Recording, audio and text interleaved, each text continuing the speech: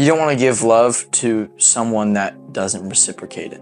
You don't want it to go to waste on the wrong person, especially for too long. A lot of people have this ironclad perception of what it means to be family, and they care about the perception and the image more than they care about the actual members of their family and who they are as individuals.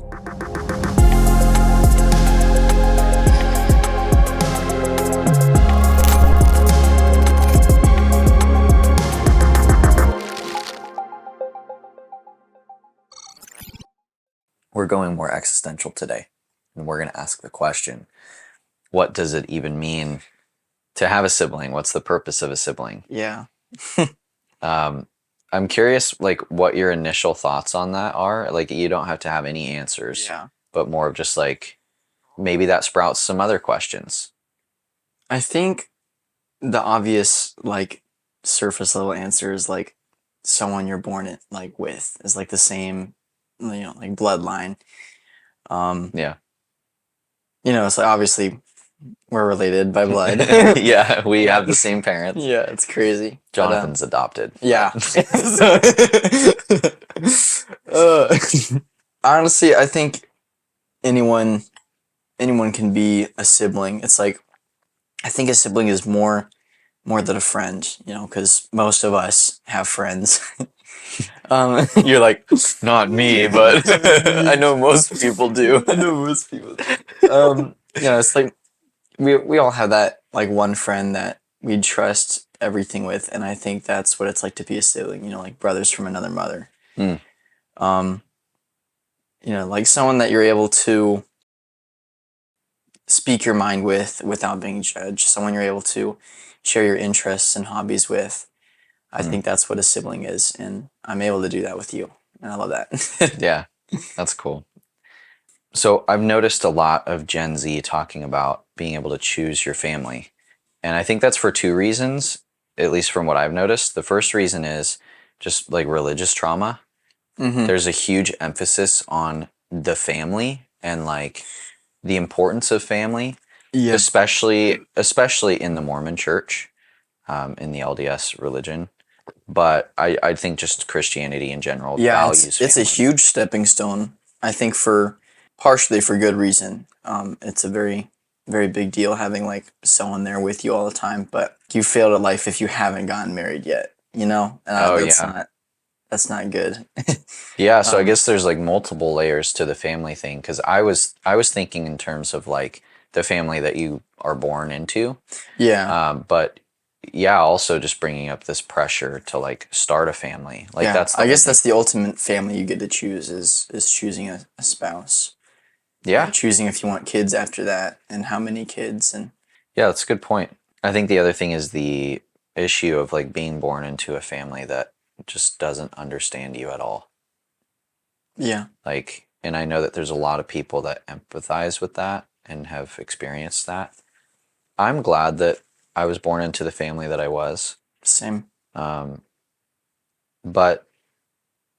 I think there are other ways you can choose your family too. For instance, if you have family that is just not like moving in the same direction as you in life and really just doesn't understand you or doesn't fully accept you, you do need that support system, like you said, having those people around you. And if it doesn't come in the form of blood relatives, then you're going to have to get it somewhere else. Yeah.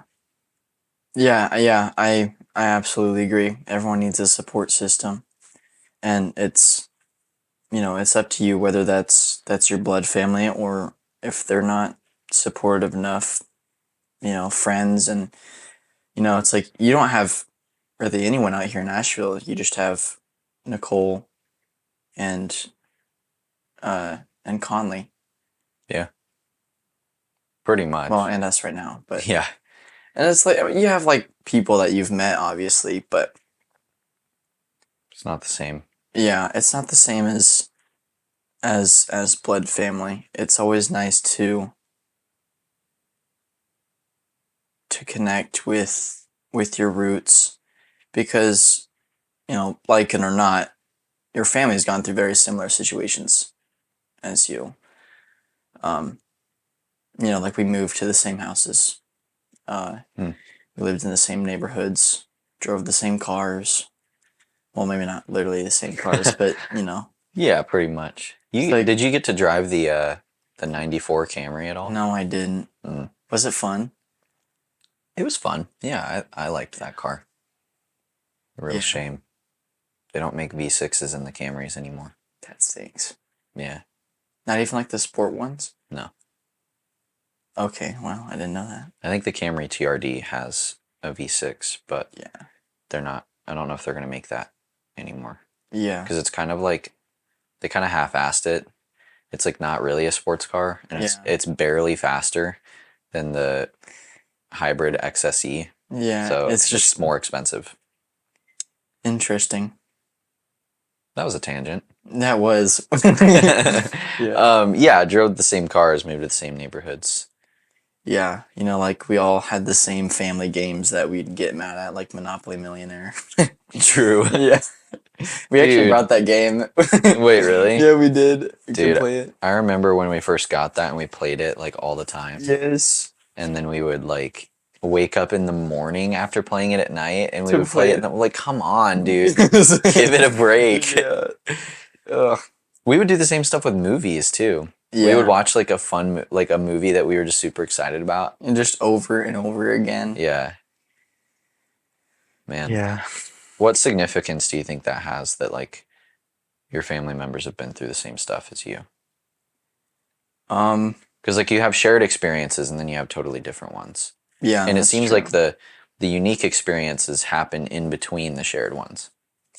Yeah, that's true, but I also think like the unique experiences mostly come from like perspective. But yeah, I guess that also comes from in between the shared experiences.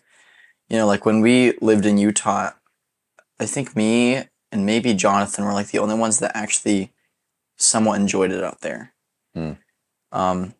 And I don't really know your side of the story a whole lot with that, but I know Kimberly, you know, the very few friends that she did have were very toxic. And, you know, like they left like her own birthday party to go swim at a different pool. And it's like, that's the most St. George shit I've ever heard. it's so sad. Jeez. It was, I think I remember her like talking about that. Yeah. That's jacked, dude. There's just so much, you know, I think stuff like that, it's like, yeah, we all had the same experience of living in St. George, and it was hot, and all of the electronics got fried on the move, and, you know. And the weather was boring. Yeah, there was like. It was kind of nice, but it was boring. Yeah. You know, like the one day we got like, 2 days we had like an inch of snow, and they like canceled school all over because they didn't have snow plows. And then didn't it just melt? Yeah, it did. Right It was like afterward. really muddy the next few days, Yeah. but Yeah. it dried up so fast. You know, just I think things like that. It's like we had those experiences of St. George, but what happened in St. George was very different. Like I made friends literally as soon as we like pulled up. We were unloading cars, and then, you know, my friend Landon's mom, she like walked out and she's like, "Oh, hey, you look like the same age as my kid. They're over there at the house. Want to go hang out?" And I was like, "Sure." And they were really good. Still in touch with them. You know, we don't hang out obviously because they live halfway across the country from me, but You're still in touch with Landon? Mhm. Jeez, dude. Yeah, on Instagram. Chat That's every crazy. once in a while. But yeah, that's like a completely different story. Like as much as I didn't like it, I think it was much more pleasurable than what you guys all had to go through. Yeah, I don't know if like the struggle is moving in the middle of high school or what it was. Like, because when we moved there, I had just finished sophomore year in Missouri. Yeah, and I did all of my high school at the same school. So Yeah, you were at three different? Yeah, so I went to Hollister, and then in St. George I did Desert Hills And for then my you did junior year. Tuacahn for senior year. Tuacahn for senior year. So like, it was also very weird going from a small high school to Desert Hills, which had like 2,000-3,000 kids, Yeah. something like that. Yeah, Holster's is so small It's like compared to that. 100 kids a grade. It's Yeah. really small. So, dude, my St. George experience was ass, honestly. Yeah. Like, I I found a couple, like I had a friend, Matt. Remember Matt, Yeah, the dirt Murdo? bikes, right? Yeah. And Introduce like, you to Monster. yeah, that's true. Um, and like he was the only one that I felt like I could be myself with. Um, with, out of all the other guys that we were going to church with. Yeah. Um, all of those other guys just seemed so like they were so cliquish and so fake and Yeah. so like superficial. Like all of their friendship was based on the media that they liked and nothing else. Like I never heard them talk about anything like below the surface. And maybe that was Mm. because I was there. I don't know. Like Yeah, maybe. I'll give them the benefit of the doubt on that. But um, with Matt, it was a little different. Like I think Matt and I were both questioning the church at the same time. Mm-hmm. And I haven't really thought about that dynamic until just now, but I'm really grateful for that friendship with him because we were able to just talk about stuff that didn't make sense. Yeah. I think we both stopped going to church around the same time, although I did leave before him. Yeah, like officially left. Yeah. I had a pretty good friend at school. I don't know if you remember Rhett, but we like wrote books together and he came over to our house a few times. I think I went over Was to that his in place St. George? once. Yeah. But I found out pretty recently that I don't know if his whole family moved to Arizona, but I know he did, and he's doing welding, and he left the church. Mm. And, we never talked about it then. It's like I was like 10. um, but yeah, it's crazy how like you kind of meet up with friends that have similar experiences. Like I know Matt, Landon, they were always not necessarily always moving around, especially not like cross state, but just like city to city. Like Landon moved like twice within like the 2 years that we were there. Mm. Um, so yeah, I think it's really important to have like those surface level connections because I think that's what draws you to them. Uh, like, oh, you like Oblivion. Yeah, So I love that movie. yeah, Cool. it's such a great movie. And then, you can grow stuff more from there. And I think that's the difference between siblings and friends is, like friends, they may have your back, but for the most part, it's just kind of we like the same stuff. But siblings, it's like we like the same stuff and I have your back no matter what.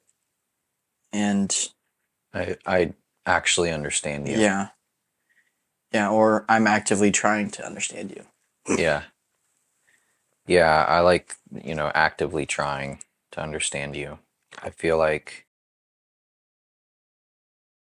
yeah, what does it mean to be a sibling? I mean, like, because we said in the beginning, yes, you're blood relatives, like you have the same parents, but um, it seems like what you're saying is that friends are more surface level and Hmm. siblings, that's like deeper. And so if you have a friend where you're really that deep with them, it's more like your brother or your sister at that Yeah. point. Like that's what it means to be a brother or sister, Hmm. and you could be that to anybody. Yeah. Rather than being bonded through blood, you could also be bonded through experiences and I guess bonded through knowledge. Hmm. I think also like having a shared direction. Hmm. That's the thing that I've frankly been struggling with our family is there are some people in our family that I feel like we're moving in a similar direction. Like we have similar aspirations, similar goals, Hmm. similar like it doesn't even have to be similar interests. That's obviously helpful. But like Yeah. there are other members of our family where I feel like we're just we want to live our lives totally differently and we're growing in different directions or not even growing at all. Yeah. And that's where my like draw to you is is that you're like you have a YouTube channel, you're doing creative stuff and you're wanting to improve your life and you're asking hard questions and not taking everything at face value, and you're willing to scrutinize everything you've ever known. And I resonate with that, obviously. What? Wait, what podcast are we on again? Yeah. Yeah, and I think going a different direction is okay. Like there's nothing wrong with that. There really isn't like a right or wrong way to go. It's just not it's hard to keep a connection if your paths are going separate ways. Yeah. So obviously you can call and text, um, bridge that gap, but it's hard to have like a true connection unless you're going similar ways. Yeah. Yeah, it kind of makes me question the importance of bloodlines at all. Like throughout history, your family bloodline has been so important. Like you all like especially with empires, right? You have the Roman Empire. We weren't gonna talk about the No. Roman Empire. Ugh. It really did come up naturally. It did. Yeah, if you think about like a dynasty, for instance, Yeah. and it's like a family that rules for centuries. Like, how important is that even now? Like, what does it even mean? Yeah, and for we you don't to- have. Are there really any places that have like complete monarchies? It's like even like Britain has like advisors and stuff, and I guess it's the king now. Is it the king or is he? I don't know. I'm I prime don't keep up with minister. British politics. God, to be I don't honest. either. Anyway, they don't really make like the decisions anymore, but it used to be like, um, like with Napoleon, like he didn't have an heir to pass on his throne to. And I don't know what they would have done in that situation, but they just kept on trying to have, you know, a male heir because that was the only way to pass on the bloodline. That was the source of power. And it's just not prevalent anymore. Yeah. It's not like Joe Biden's gonna like die and pass the torch on a Hunter. It's Yeah. Yeah, that's true. Because you got to like run for office and all this stuff. yeah. I mean, like he could run for office and take that spot, but yeah, I think most people are realizing how dangerous that can be, like having one Mm. bloodline in power, and also Yeah. just how unfair that is. Like Yeah. you can't control who you're born to. Yeah. That's the whole point of this conversation. Really, is like you don't get to control who your family is, at least at Yeah. first. At what point do you take that control and go, no, like I don't I don't want to be your family. Or you look at somebody else and you go, I want you to be my family. Yeah. I think that point of choosing who you want to be your family, I think it kind of depends on experiences. Like at what point have you had enough of a person that, just you constantly have bad experiences with? Hmm. I think whenever it gets to that point where it's just like I'm done.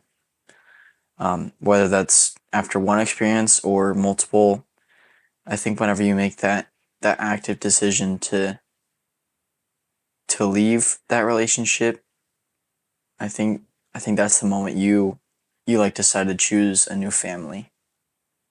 Yeah. I know we can both relate to that. Yeah. I'm sure most people listening can. Like, for a second, I thought you were going to say, like, it's based on experiences. Like, if you have enough experiences with somebody, like, you can't choose for them to not be your family anymore. And I guess I'm kind of glad you didn't say that because, like, Yeah. I was thinking the opposite, really what you said, which is that if you've been hurt, if you've had enough negative experiences with this person, you can choose to sever that relationship. And we all said it around the campfire last night when we Yeah. were talking about our favorite songs and stuff. It's like in Nicole's song, What Would You Do? When it says the bruises from you are enough, like I don't have to let you hit me 50 million times for Yeah. it to be valid for me to leave. Mm-hmm. Like if you treat me poorly, I can leave. Like, you're not entitled to my presence. You're not entitled to my time. You're not entitled to my effort and my energy. Like, just because we're blood related, and just because I'm here on this earth physically because of you, that doesn't mean anything. Yeah. It's like I have, quite frankly, far better things to do than deal with your bullshit. Yeah, because it is a time thing too, right? It's like we only have so much time. Yeah. And like you're clearly, let's say pointing at a grandparent, just a grandparent, Yeah. right? Like you're clearly miserable and you've clearly wasted a lot of your time choosing unhappiness and choosing to be unhealthy. So why would I invest the short amount of time that I have into a connection with you? I don't want to end up like you. I don't want to be like you. And quite frankly, I don't even really like you that much. Yeah. That's another question that's been coming up a lot in conversations with people our age is like, okay, let's just look at our family relationships objectively. Remove the fact that it's your mom or your brother or your uncle or your grandparent. Like remove that title. Look at them just as a person and ask yourself, do I like you? Like, are you somebody that I would choose to spend time with? And Yeah, if that's not the case, what do you do? What's the point in that relationship? Yeah, I had a coworker that literally since day one, I was like, I hate you so much. And that's never happened. I really like my job. Yeah. It's very hard for me to say there's ever been anyone there that I hate. You know, usually my boss is good at hiring good people that are, that are worth the $14 an hour or whatever. Yeah. But in this scenario, like, you can just like look at someone and their like outside personality is their personality. And it's not like there's nothing beyond like what yeah, you see. it's just the facade, like a cardboard cutout almost. But it's like I look at you and I know that all you do is make TikTok videos and someday you're gonna be so miserable. You like start an OnlyFans or something and you've cheated on every boyfriend you've ever had. And I was right. I was right about everything. Jeez. The day she left, I was like so glad. I was like, thank goodness. I literally wrote about it in my journal, and I don't write in my journal about really anything, just like a simple like favorite thing of the day. And I was like, She made the journal. she's gone. She's gone. What about like why did it bother you so much to even just be around her or be like working with her? I feel like all of that emotional baggage from the pain that she's caused, but also, I mean, like the pain that she's caused herself to have and the pain that she's caused others to have, it was like Pigpen from Peanuts with like, yeah. What? Okay, this is really weird. But Oh, it's like the cartoon, like the old cartoon Yeah, Peanuts. yeah. Oh, I was like, he has like the dirty blanket and like he has like the dirt cloud. That's his around name? him. I think his name is Pigpen. okay, for some reason I thought you were gonna make a Peppa Pig reference. And I was like, oh great, here we go. No, I feel like she just had like this gross aura around her. I can think of a couple people that Yeah, remind me of that. I'm sure we all have people in our lives like that. It's probably you. Just kidding. You're beautiful and we love you.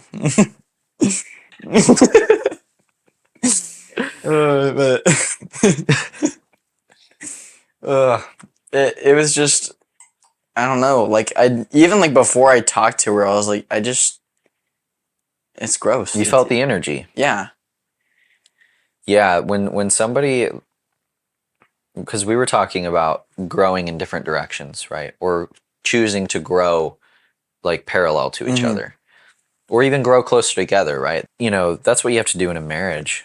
You're with each other all the time, and you like, especially if you're an ambitious couple, you kind of have to be like, you have to be best friends, obviously. Mm-hmm.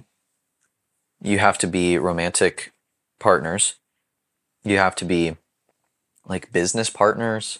Yeah. You Well, have to be and roommates too, yeah, that's true. right?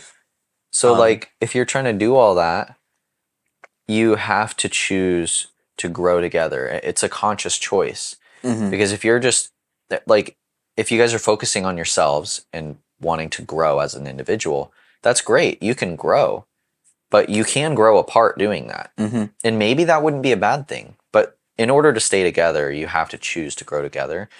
And I've noticed that with people that don't make that choice at all, they just don't even make the choice to grow. They don't ask questions. Mhm. They make all of these assumptions. They never take accountability. They hurt everybody in their path. And those people have a certain energy about them that is so repulsive.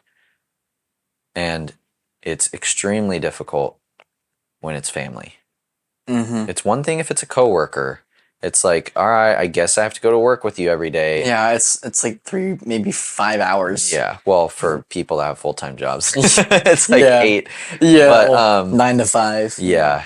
But yeah, like even with a coworker, I can see how that would suck. You're around them every day.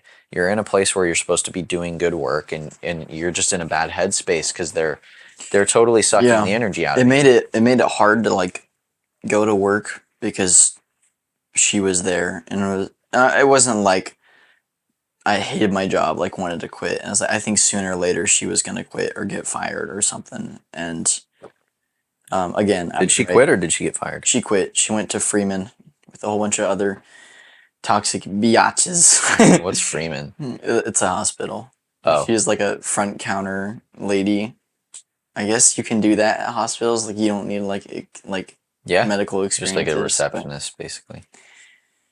Yeah. Hi, how can I hurt you today? I mean, how can I? That's her question. Yeah. They give her a script, and she like has like toxic person dyslexia, and so she like sees, "Hi, how can I help you today?" And her brain like switches it around. Yeah. She's like, "Hi, how can I make you miserable this evening?" Yeah. Yeah, and you were talking about accountability, and there was someone asked the question on their story, like, does it actually, I guess this kind of ties in. Which is more painful, holding on to someone or something that you love, or letting go? Mm. And her response was letting go of the boyfriend I cheated on. No way, Yeah, dude. that's serious. Crazy, bro. And I shared that one and then like one other response. And on hers, I just said, I can't even remember what I said, but You just said L. no, I think I did. I was like, sorry, not sorry, something. And she got mad at me for it. She got mad at me that I posted that on there in like a negative light. I was like, I'm not gonna condone cheating. Yeah, and especially condone like The fact being, that you like weren't owning up to it, and it was so dumb. The whole situation was dumb, and she made a big deal of it, at work. And everyone was like, "Oh my gosh, like, did she like really say that?" And I was like, "Yeah." It was like she posted that like on the public page for me to see, but didn't want to see the fact that it was like there was so much like in accountability. But people like this always get so ballsy too behind a screen. And then whenever their behavior is exposed to somebody, they lose their mind and they attack you. Like, you're the one that did this. You're the one that said this stupid thing. You're the one that's being toxic. And then the moment that I literally just point out, like, hey, that's gross. Like, that's Yeah. toxic. Like, why would you? They lose their shit. Yeah, Every time. they go crazy. It's like it's unfathomable to them that they have to like own up to their actions. Yeah, and like she Yeah. did admit she cheated, but it's also crazy. It's like a double-edged sword. It's like, okay, you should admit to like the bad things that you did in this scenario.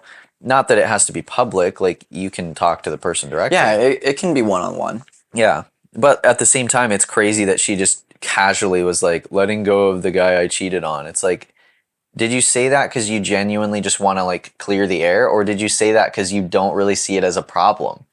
So what if it's family? That's the tough part. There's a family member of ours that I can think of, who I guarantee you is not listening to this podcast. Yeah. So I don't care. And even if they are, I don't care. If you're gonna act like a Yeah. maniac, then you're gonna get told that you're a maniac. So like, we have a grandparent that hurts a lot of people, Whether and it's intentional or not. yeah, and like, but the thing is, like, you brought up in the beginning shared experiences, right? Hmm. As a family, like, I think that your direct family, you move into the same houses together, same neighborhoods, same schools, Yeah. same like groups of friends, right? Have the same, VHS player. Yes.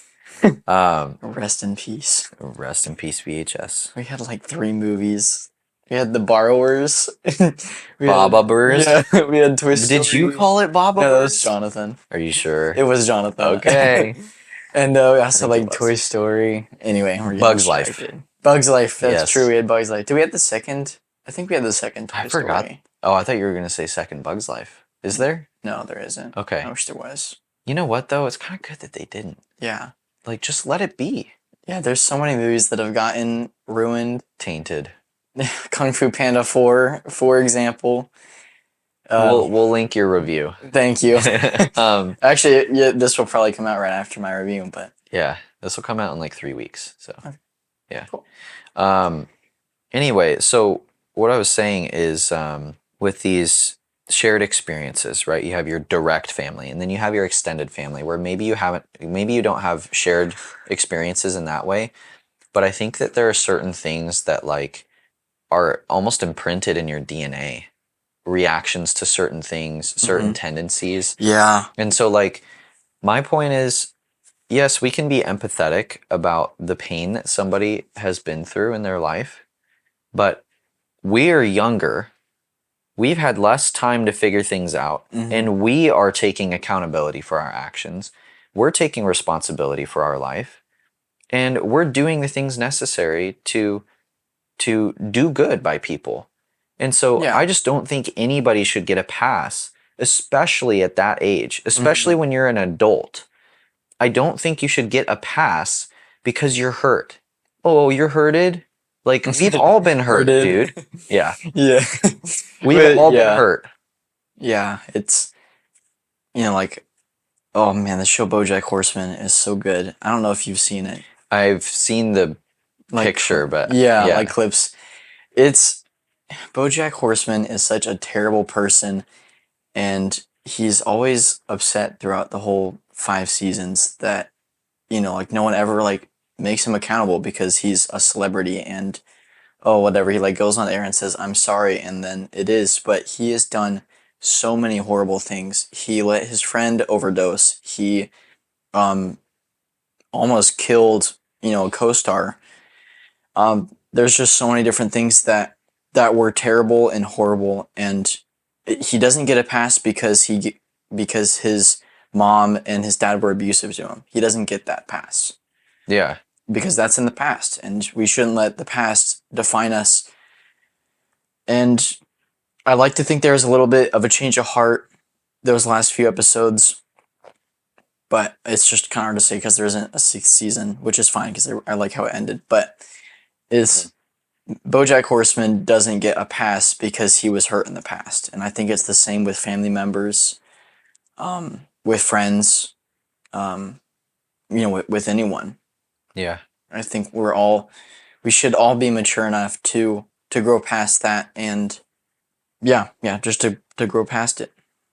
Yeah, I agree. Like, I think it is helpful to try and understand the reasons why you have certain tendencies. Yeah. So talking with somebody that you trust, somebody in a relevant relationship with you. For me, like, it's me and Cole talk to each other all the time about this because we're married. Like, it's very important to figure out what's causing these actions, or at least what's like underneath them. Because if you're just trying to correct the action, you're focusing on the symptom. Yeah. And you need to focus on the disease, right? Like, a symptom of having cancer might be weakness, right? You're very weak. It's hard for you to stand up. I don't even know, like, actually the symptoms of cancer, but like, Yeah. at the end of the day, if you're not actually looking at those symptoms and going, okay, what's causing this, then the cancer is going to spread. And so I think that it's okay to do that, but that requires you admitting there's a problem. And Yep. these people, these, whether they are like literal narcissists or they are just like people that can't take accountability, and not can't as in can't, but like they just choose not to. Yeah, they won't. They can't even get to the point where they go, all right, I have this problem and I want to figure out like what's causing it so that I can make it better. And pairing all of that with a lot of apologies. Yeah. They don't ever do that. And so not only like it doesn't matter what you do, if you point out the symptom, which is them like raising their voice at you or saying something manipulative to you, like, oh wow, you gonna see me again in 2 years? Like, that's Yeah. manipulative. Yeah. And so like whether or not it's the symptom or you actually point out probably the disease, which is like, hey, like I know that you were hurt by this thing and I feel like it's fueling a lot of these actions and that's not okay. They literally just won't own up to it. Yeah. So I just want to relate that back to this whole idea of like what it's like to be a sibling and just have that like level of connection with somebody. Like love is a choice.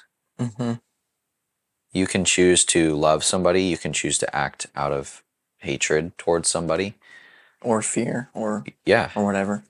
yeah.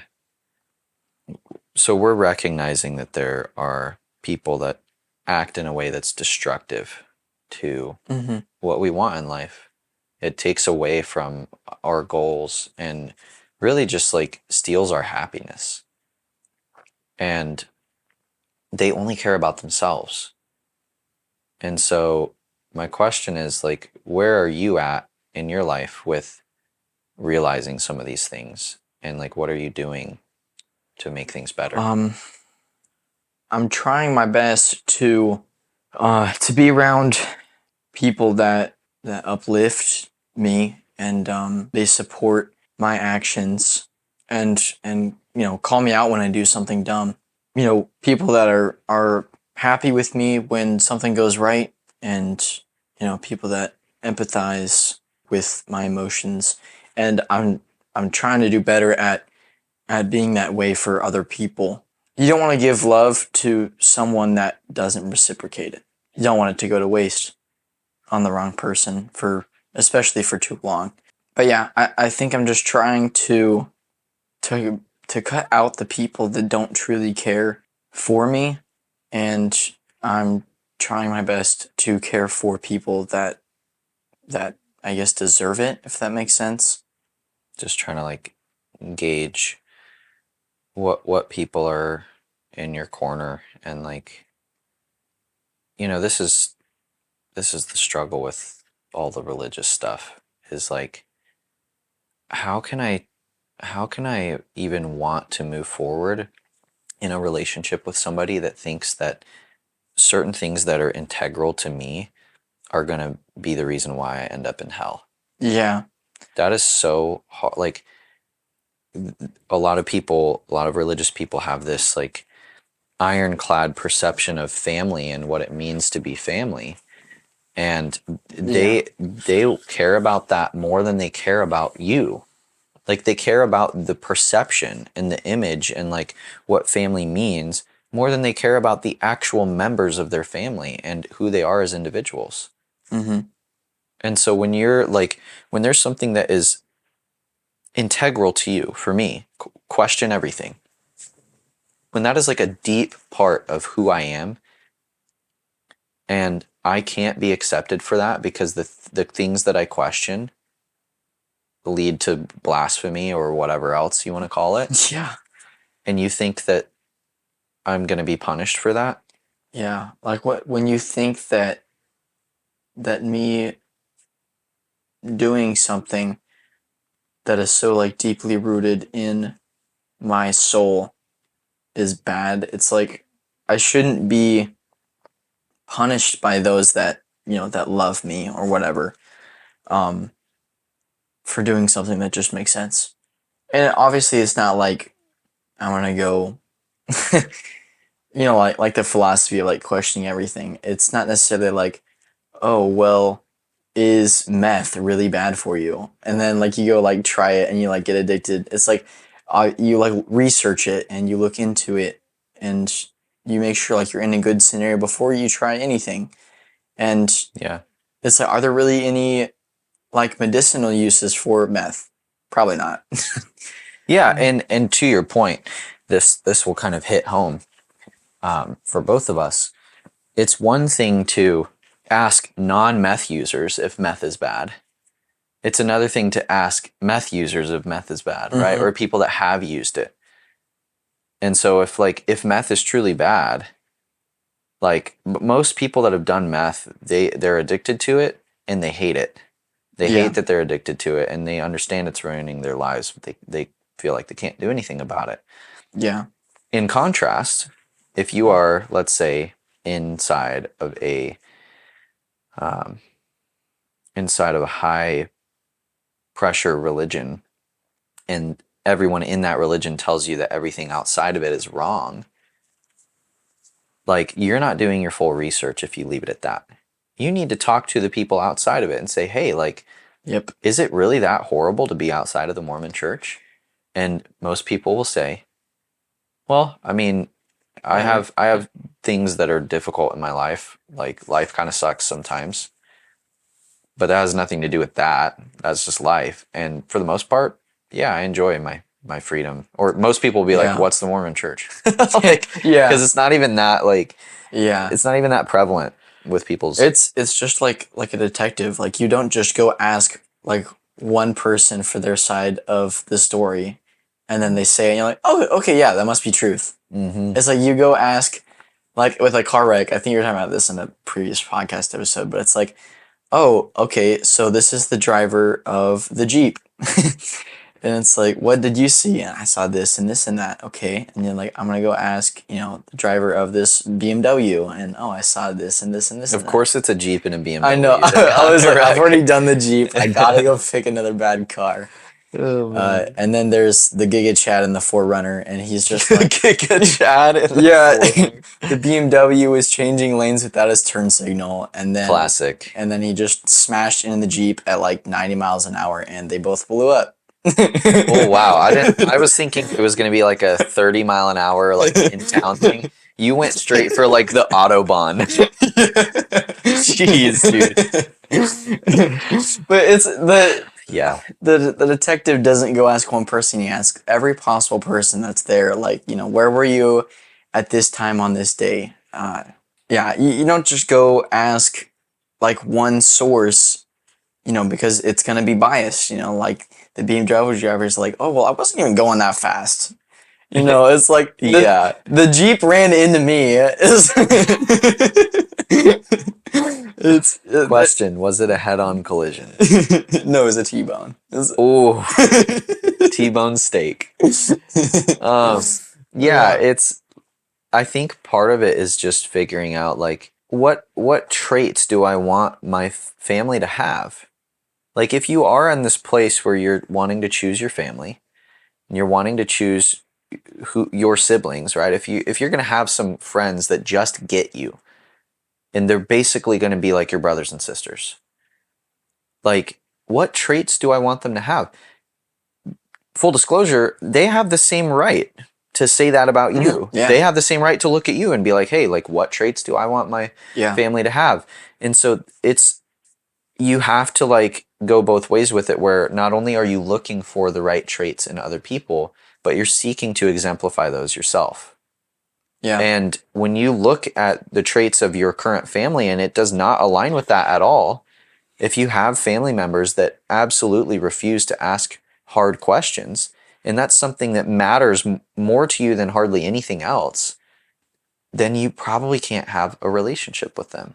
Mm-hmm. And it doesn't mean that you can't ever talk to them ever again. Yeah. But it Some does. situations it's necessary, but Sure, totally. yeah. I would say for that very toxic type of person, Mm-hmm. that needs to be a hard cutoff. They Yeah. are only going to leech energy from you. But Yeah. for people that they're not necessarily being toxic to you, they're just not aligning with the traits that you want to surround yourself with. Just kind of like lower or even drop the amount of like effort that you're putting in. Or I guess like lower the importance that they place on your life. Ooh, I cooked with that one. that's um, good. I really like that. yeah. Like lower the yeah, we have certain people on a pedestal, or like there's a hierarchy of relationships in our life. Yeah. And so maybe just excuse the title, whether it's the title of mom or it's the title of brother or uncle, like I said earlier.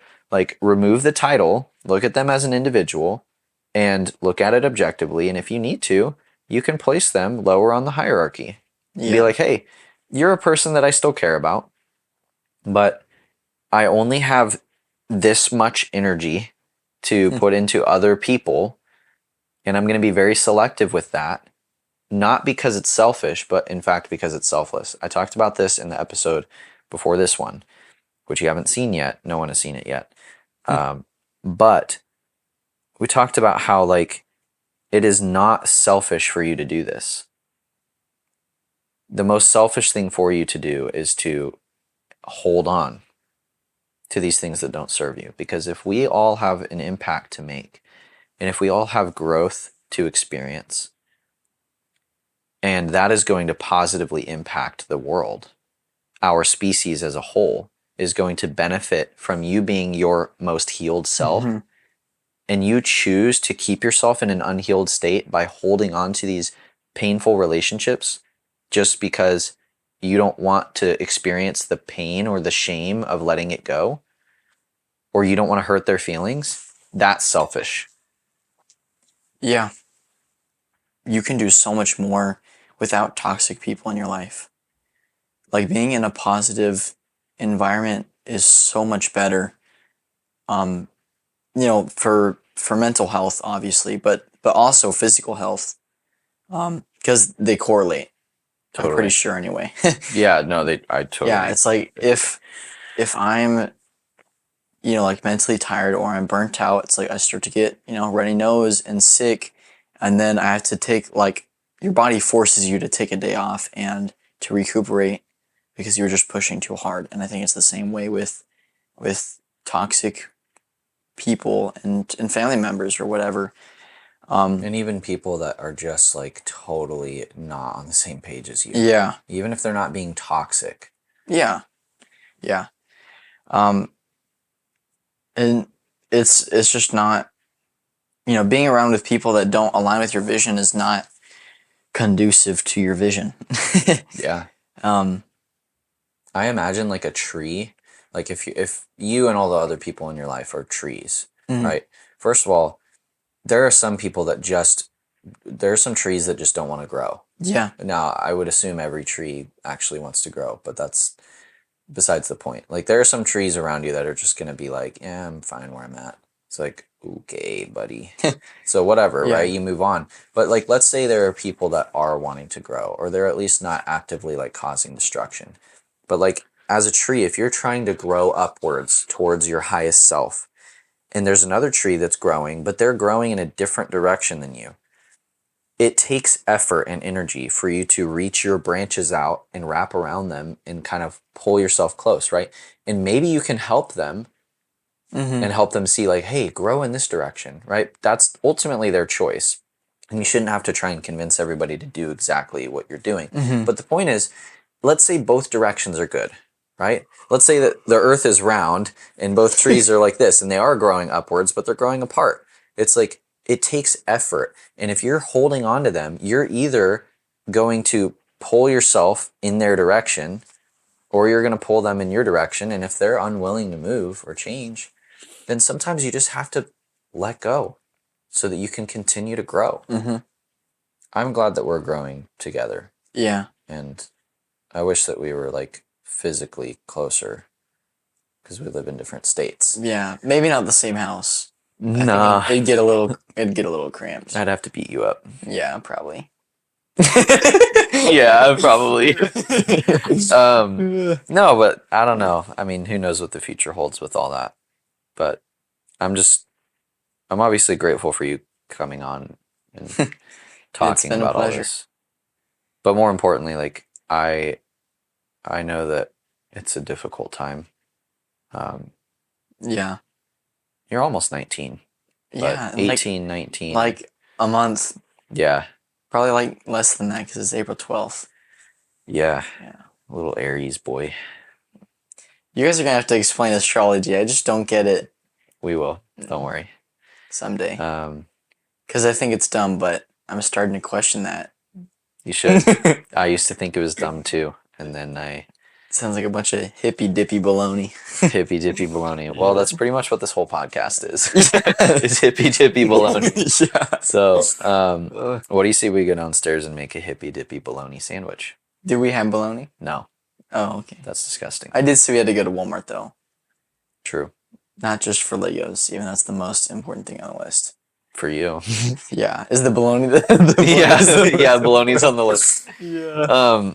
No, I'm excited. I've said this to pretty much every guest so far. Like, I want to have you on again when it's Maybe in bigger. summer when I come back out. Yeah, Yeah. that might make sense. Yeah.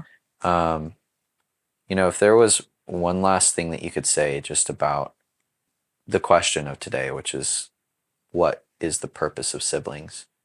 After everything that we've talked about, what would you say? Don't be afraid to leave people that hold you back. If someone or something's holding you back, I'd get away. Even if it's not like permanently, like we were talking about. If there's someone that isn't aligning with your vision or cutting off the flow of those creative juices, I'd do it. You know, what are they gonna do about it? Yeah, Yeah. true. Yeah, and I'll add to that too. Like, the right people for you are out there, but you're not going to find them if you don't look. Yeah. If you're just going to sit with what you have and tolerate it, that's how life works. You get what you tolerate, not what you deserve. So if you feel that you deserve more, stop tolerating less. Yeah. Damn, I surprise myself sometimes. Word.